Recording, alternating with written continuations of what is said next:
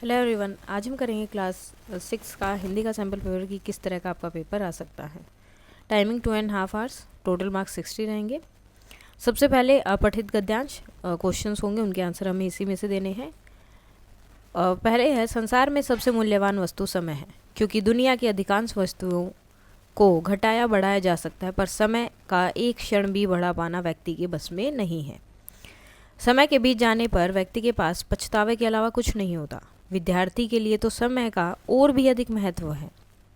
विद्यार्थी जीवन का उद्देश्य है शिक्षा प्राप्त करना। समय के उपयोग से ही शिक्षा प्राप्त की जा सकती है। जो विद्यार्थी अपना बहुमूल्य समय खेल कूद, मौज मस्ती या आलस्य में खो देते हैं, वे जीवन भर पछताते रहते हैं। सो फर्स्ट क्वेश्चन है, संसार में सबसे मूल्यवान वस्तु क्या है? समय। कथन और कारण। कथन है, समय में बीत जाने से पर व्यक्ति पछताता है, तो ये सही है। अब इसका कारण क्या है? क्योंकि बीता हुआ समय वापस नहीं लाया जा सकता, तो इसमें क्या है, दोनों ही चीज़ें सही हैं। अब इन दोनों को मिलाना है। विद्यार्थी जीवन का उपदेश, तो विद्यार्थी जीवन का उपदेश क्या है कि जीवन में उन्नति, समय का सदुपयोग, शिक्षा प्राप्त करना और आलस्य पछतावा करना। तो ए का 2, बी का 1 और सी का 3। उसके बाद आता है गद्यांश में निहित संदेश लिखिए कि यहाँ से जो है क्या संदेश मिलता है। तो संदेश क्या है? समय का सदुपयोग करना चाहिए, सदुपयोग करना चाहिए।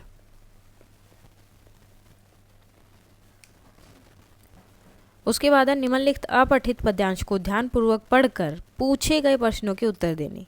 जीवन की मुस्कान किताबें बहुत बड़ा वरदान किताबें, गूंगे का मुंह बनकर बोले बहरे के हैं कान किताबें, अंधे की आंख बन जाए ऐसी में दिनमान किताबें, हीरे मोती से भी बढ़कर बेश की कीमती खान किताबें, जिनके आने से मन हर्षे ऐसी हैं मेहमान किताबें, क्या बुरा यहाँ क्या अच्छा करती है पहचान किताबें, धार प्रेम की बहती इनमें फैलाती है ज्ञान किताबें, राहों की हर मुश्किल को कर देती आसान किताबें, जीवन की मुस्कान किताबें बहुत बड़ा वरदान किताबें, गूंगे का मुंह बनकर बहरे के कान किताबें। तो यहाँ पर किताबों के बारे में बताया गया कि किताबें हमारे लिए कितनी ज़रूरी हैं और क्या क्या काम करती हैं। सो पहला क्वेश्चन है, कविता में किताबें किससे बढ़कर बताई गई है? तो किससे बढ़कर बताई गई हैं किताबें? हीरे मोती से बढ़कर। कथन और कारण। कथन है, किताबें कभी बूढ़ी नहीं होती है। और उसके बाद सेकंड है, क्योंकि ज्ञान सदा नया रहता है। तो इसमें भी क्या है, दोनों सही हैं। गूंगे का मुंह, तो यहाँ पर क्या होगा, दोनों को मिलाना है। गूंगे का मुंह बनकर क्या करती है, बोलती है। अंधे की आंखें मुश्किल राह को आसान करती हैं, अंधे की आंखें किताबें।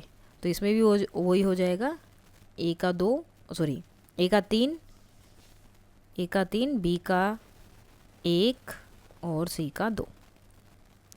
उपयुक्त पद्यांश का विषय क्या है? तो विषय क्या है, किताबें हैं। बेशकीमती समय में मूल शब्द क्या है? तो देखो, बेश आगे उपसर्ग लगा और कीमती, तो मेन शब्द क्या हो जाएगा, मूल शब्द कीमती। अध्यापकों को भी टोपी पहननी चाहिए, तो संज्ञा शब्द यहाँ पर क्या होगा, अध्यापक और टोपी, ये दोनों हो सकते हैं। सर्वनाम शब्द बताना है, उन्हें टोपी पहनना अनिवार्य है, तो उन्हें यहाँ पर क्या हो जाएगा आपका सर्वनाम शब्द। हवा शब्द के 2 पर्यायवाची, तो पवन, वायु। आपको कोई और लिखना है अनल वगैरह, तो वो भी आप यहाँ पर लिख सकते हैं। उसके बाद सूर्य और पेड़ के लिए एक एक विशेषण लिखना है, विशेषण शब्द, जैसे कि चमकदार, चमकदार सूर्य। पेड़ के लिए क्या लिख सकते हैं, हरा भरा पेड़ या बड़ा पेड़, हरा पेड़, कुछ भी आप लिख सकते हैं, कोई भी एक विशेषण शब्द लिखना है। अध जल शब्द में से उपसर्ग और मूल शब्द लिखें, तो यहाँ पर आपका उपसर्ग होगा अध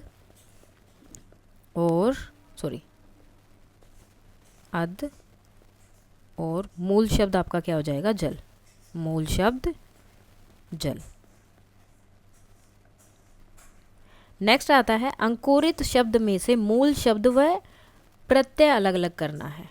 तो मूल शब्द यहाँ पर होगा अंकुर, मूल शब्द अंकुर, और इसके साथ क्या लगा है, प्रत्यय लगा है, कौन सा, इत।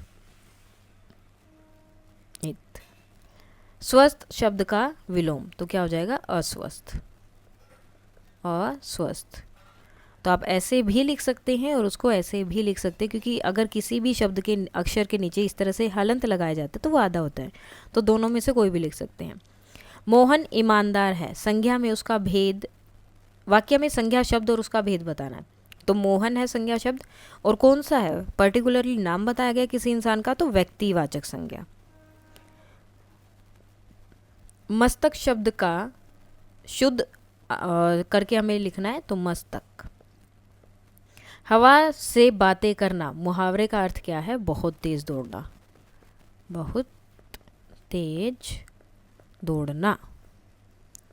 तो अब इसका कोई भी वाक्य बनाना था कि वह घोड़ा हवा से बातें करता है, कोई भी आप एक लिख सकते हैं। उसके बाद आते हैं निम्नलिखित में से उचित मिलान कीजिए, निर्देशानुसार प्रश्नों के उत्तर देने हैं। विकराल ब्रज मय बादल सा अरी की सेना पर गहर गया, तो इसका होगा शत्रु की सेना पर भयानक जो है वर्जमय बादल बनकर टूट पड़ता और शत्रुओं का नाश करता है। एक प्रसिद्ध वैज्ञानिक, तो एक प्रसिद्ध वैज्ञानिक कौन से, जगदीश चंद्र बसु। भारत समुद्र का सबसे खूबसूरत सितारा, तो ये कौन सा है, मॉरिशस द्वीप। भूमध्य रेखा, तो ये क्या है, ये पृथ्वी के चारों ओर एक काल्पनिक वृत्त है जो पृथ्वी को दो भागों में बांटता है, उत्तरी और दक्षिणी। हिंदी महासागर में छोटा सा हिंदुस्तान, तो ये कविता मतलब रचना है इनकी रामधारी सिंह दिनकर की। उसके बाद आपके पठित गद्यांश है, उनको पढ़कर नीचे क्वेश्चंस के आंसर देने होंगे। सो पहला है, अब तो समझ गए होंगे कि प्रकाश ही जीवन का मूल मंत्र है। सूर्य किरण का स्पर्श पाकर ही पेड़ पल्वित होता है। पेड़ पौधों के रेशे रेशे में सूरज की किरणें आबद्ध हैं। ईंधन को जलाने पर जो प्रकाश और ताप बाहर प्रकट होता है वह सूर्य की ही ऊर्जा है। पेड़ पौधे व समस्त हरियाली प्रकाश हथियाने के जाल हैं। पशु, डांगर, पेड़ पौधे या हरियाली खाकर अपने प्राणों का निर्वाह करते हैं। पेड़ पौधों में जो सूर्य का प्रकाश समाहित है वह इसी तरह जंतुओं के शरीर में प्रवेश करता है। अनाज और सब्जी न खाने पर हम भी नहीं बच सकते। सोचकर देखा जाए तो हम भी प्रकाश की खुराक पाने पर ही जीवित हैं। तो ये किसने लिखा था, जगदीश चंद्र बसु ने। पेड़ किसके छूने पर पल्लवित हो जाते हैं, सूर्य की किरण से। सूर्य की किरण से किसको भोजन नहीं मिलता है, तो किसको नहीं मिलता है, हवाई जहाज को। आबद्ध, आबद्ध शब्द का मतलब क्या हुआ, बंधा हुआ। हम भी डैश की खुराक पाने पर ही जीवित हैं, तो हम भी प्रकाश की खुराक हमें मिलती है तभी जीवित है। उसके बाद है निम्नलिखित पठित पद्यांश को ध्यानपूर्वक पढ़कर पूछे गए प्रश्नों के उत्तर देने हैं। बहते नद सा वह लहर गया, वह गया गया फिर ठहर गया। विकराल वज्रमय बादल सा अरी की सेना पर गहर गया। भाला गिर गया गिरा निशंग, है टापों से खन गया अंग। वैरी समाज रह गया दंग, घोड़े का ऐसा देख रंग।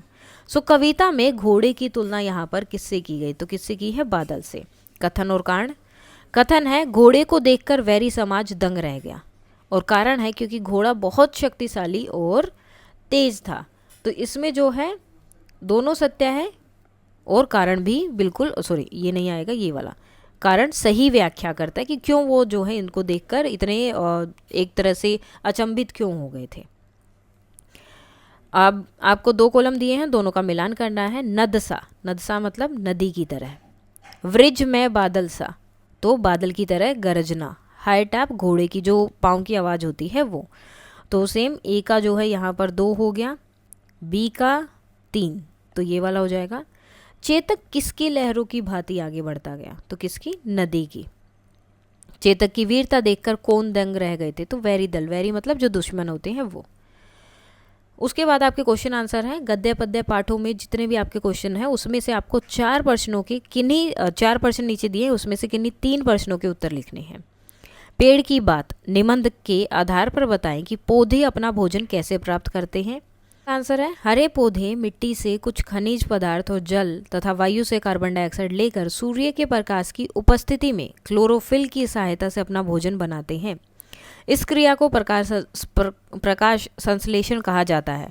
पौधे प्रकाश संश्लेषण के लिए आवश्यक पदार्थ मिट्टी और वायु से तथा वायु से ही प्राप्त करते हैं। मॉरिशस की असली ताकत भारतीय लोग ही हैं। पाठ के इस कथन के समर्थन में कौन सा तर्क दिया गया है।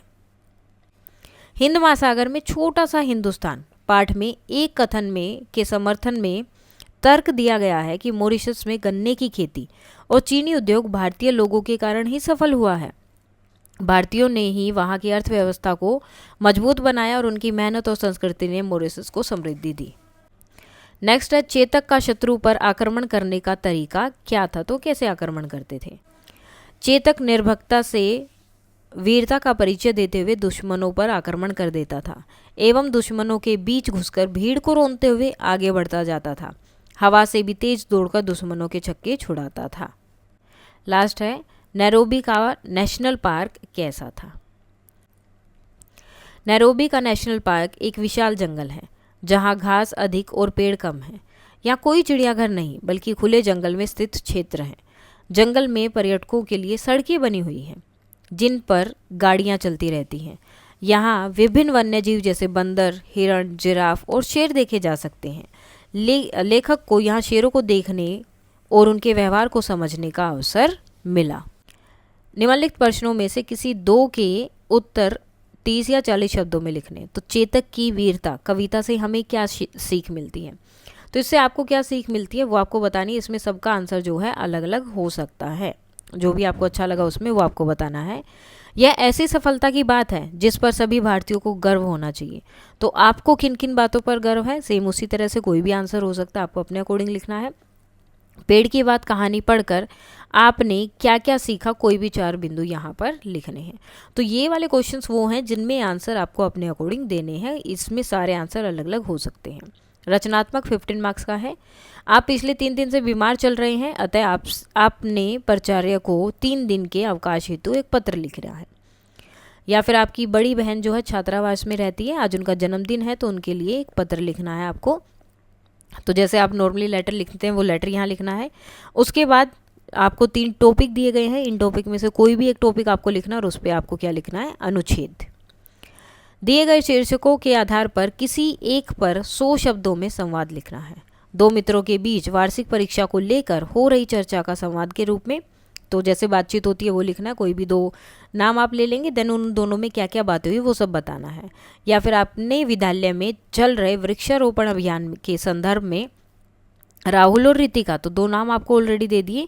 तो इनका जो स्कूल में वृक्षारोपण यानी कि पेड़ लगाने हैं उससे जो अभियान चल रहा है उससे रिलेटेड वो कोई बात कर रहे हैं, तो वो आपको पूरा यहाँ पर एक्सप्लेन करना है। इसके साथ ही आपका ये सैम्पल पेपर जो है कंप्लीट हो जाता है। अगर कोई डाउट है तो आप बता सकते हैं। That's all for today and please like, share and subscribe. Thank you.